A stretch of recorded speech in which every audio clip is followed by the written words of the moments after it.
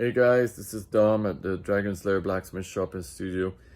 I just wanted to do a quick post-production review of this Ulu knife that I made. I had some cracking issues, and then it came out good in the end, but it cracked, so I wasn't too sure what happened there. So you can see here, then it just cracked there. It's this massive crack. Super disappointing. Same thing here on the, went all the way through. You can see it there. So this is made, here's some of the thoughts. It's made from an old spring. So, you know, most likely 4140 or something like that. Didn't overheat it. You know, I used a magnet before quenching it. It reached the right temperature, quenched it in oil. But then I waited a bit.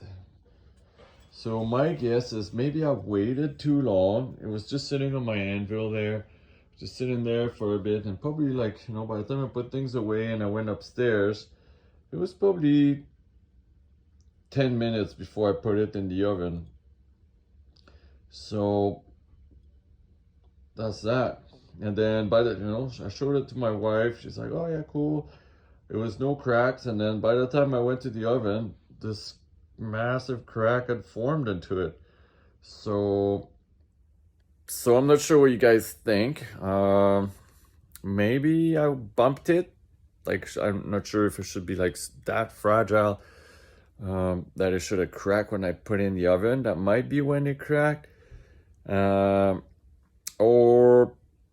I don't know, maybe I waited too long, or after I quenched it, there was no heat left. I just quickly burned the oil off, put it in the water. Maybe that's what did it. There was no color on it.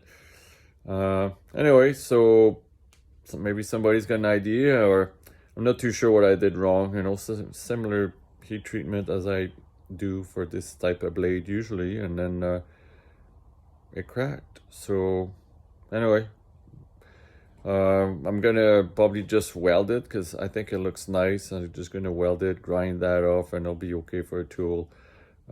Kitchen tool, give it to somebody or something like that. But it's not top quality for some reason. Like we said, a little mistake. So anyway, let me know down in the comments below what you guys think, how I could improve my heat treatment and quenching and stuff like that. I'm no expert by any means, so any opinion is valued. Anyway, thanks for watching and keep on hammering.